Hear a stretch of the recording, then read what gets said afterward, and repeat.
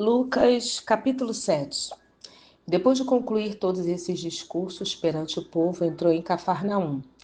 E o servo de um certo centurião, a quem este muito estimava, estava doente e moribundo. Quando ouviu falar de Jesus, enviou-lhe uns anciãos dos judeus, e rogando-lhe que viesse curar o seu servo, e chegando eles junto de Jesus, rogaram-lhe muito, dizendo: É digno de que lhe concedas isso, porque amas a nossa nação, e ele mesmo nos edificou a sinagoga. E foi Jesus com eles. Mas quando já estava perto da casa, enviou-lhe o centurião uns amigos, dizendo-lhe: Senhor, não te incomodes, porque eu não sou digno de que entres debaixo do meu telhado. E por isso nem ainda me julguei digno de ir ter contigo. Dize, porém, uma palavra ao meu criado sarará, porque eu sou um homem sujeito à autoridade, tenho soldados sob o meu poder, e digo a este vai, e ele vai. E a outro vem, e ele vem. E ao meu servo faze isto, e ele faz. E ouvindo isso, Jesus maravilhou-se dele. E voltando disse à multidão que o seguia: Digo-vos que nem ainda em Israel tem achado tanta fé. E voltando para casa, os que foram enviados acharam são o servo enfermo. E aconteceu pouco depois de ir ele à cidade chamada Naim, e com ele iam muitos de seus discípulos e uma grande multidão. E quando chegou perto da porta da cidade, os que levavam o defunto, filho único de sua mãe, que era viúva, e com ela ia uma grande multidão da cidade. E vendo-a, o Senhor moveu-se de íntima compaixão por ela, e disse-lhe: Não chores. E chegando-se, tocou os esquifes que levavam, parava e disse: Jovem, eu te digo, levanta-te. E o defunto lhe assentou-se e começou a falar, e entregou-o à sua mãe. E todos se apoderou de temor e glorificavam a Deus, dizendo: Um grande profeta se levantou entre nós, e Deus visitou o seu povo. E correu dele essa fama por toda a Judéia e por toda a terra circunvizinha. E os discípulos de João anunciaram-lhe todas essas coisas. E João, chamando 2 de seus discípulos, enviou-os a Jesus, dizendo: És tu que havia de vir, ou esperamos outro?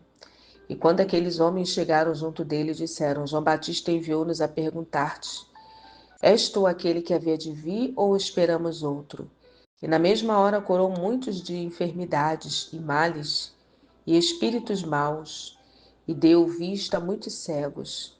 Respondendo então Jesus, disse-lhe: Ide anunciar a João o que tendes visto e ouvido: os cegos veem escochoando, os leprosos são purificados. Os surdos ouvem, os mortos ressuscitam, e aos pobres anuncia-lhes o Evangelho. E bem-aventurado aquele que em mim não se escandalizar.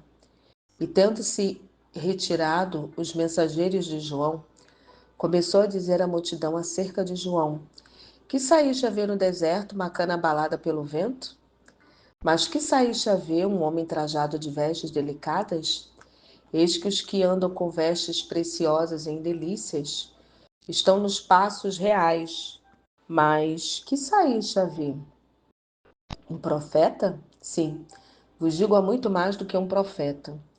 Este é aquele a quem está escrito: Eis que envio meu anjo diante da tua face, o qual preparará diante de ti o teu caminho.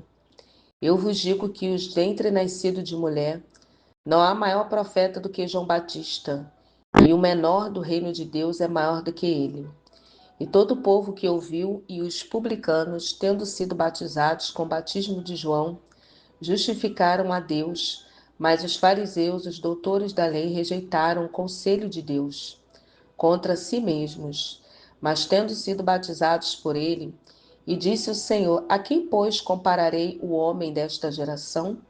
A quem são semelhantes? São semelhantes os meninos que, assentados nas praças, clamam uns aos outros e dizem: Nós vos tocamos flauta, e não dançaste, cantamos lamentações e não chorastes.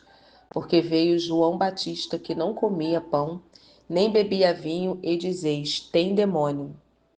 Veio o filho do homem que come e bebe, e dizeis: Eis aí um comilão e bebedor de vinho, amigo dos publicanos e dos pecadores. Mas a sabedoria é justificada por todos os seus filhos. E rogou-lhe um fariseu que comesse com ele. E entrando na casa do fariseu, assentou-se à mesa. E eis que uma mulher da cidade, uma pecadora, sabendo que ele estava à mesa na casa do fariseu, levou um vaso de alabastro com unguento, e estando por detrás de seus pés, chorando, começou a regar-lhe os pés com lágrimas, enxugava-lhes com os cabelos da sua cabeça, e beijava-lhe os pés e ungia com unguento. E quando isso viu o fariseu que o tinha convidado, falava consigo, dizendo: Se este fora profeta, bem saberia qual é a mulher que tocou, pois é uma pecadora. E respondendo Jesus: Simão, uma coisa tenho a dizer-te. E ele disse: Dize-a, mestre. Um certo credor tinha 2 devedores. Um devia-lhe 500 dinheiros e outro 50. E não tendo eles com que pagar, perdoou-lhes a ambos. Dize, pois, qual deles amará mais? E Simão, respondendo, disse: Tenho para mim que aquele é que mais perdoou. E ele lhe disse: Julgaste bem. E voltando-se para a mulher, disse a Simão: Vês tu esta mulher? Entrei em tua casa e não me deste água para os pés, mas esta regou os pés com lágrimas e enxugou com seus cabelos. Não me deste ósculo, mas esta de que, desde que entrou, não tem cessado de me beijar os pés. Não me ungiste a cabeça com óleo, mas ungiu-me os pés com unguento.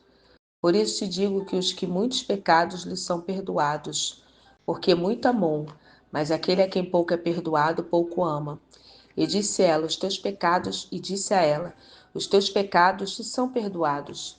Mas os que estavam à mesa começaram a dizer, quem é este que até pecado perdoa?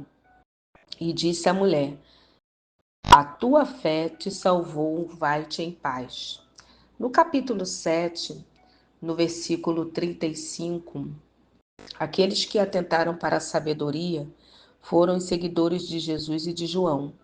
Estes tiveram sua vida transformada, uma vida íntegra. Demonstra que a pessoa observa a sabedoria que Jesus e João ensinaram. No versículo 38, embora a mulher não fosse uma convidada, entrou na casa e ajoelhou-se aos pés de Jesus. Naquela época era habitual reclinar-se durante as refeições, e os convidados para o jantar reclinavam-se em sofás, de modo que bem próxima à mesa ficava a cabeça. Apoiada em um dos cotovelos, o corpo ficava esticado para trás. Assim, aquela mulher poderia facilmente ungir os pés de Jesus sem se aproximar da mesa. Vamos orar? Senhor nosso Deus, nós nos curvamos diante de Ti nesse dia e declaramos que Tu és o Senhor sobre todas as áreas da nossa vida. Entregamos a Ti, Senhor, o nosso ser, a nossa vida e convidamos a ser o Senhor de todas as partes da nossa vida, da nossa mente, do nosso corpo, da nossa alma e do nosso espírito. Te amamos, Senhor, e de todo o coração, toda a alma e todo entendimento, nós nos comprometemos a confiar em Ti e todo o nosso ser, Pai.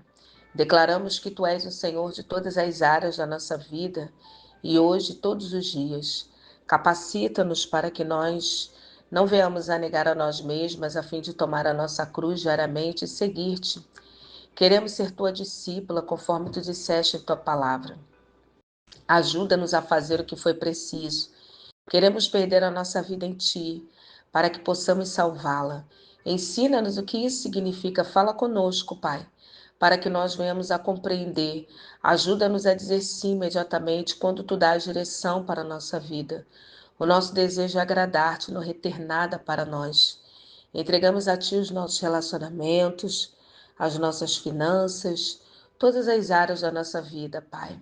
Trabalho, lazer, decisões, nosso tempo, nosso corpo, nossa mente.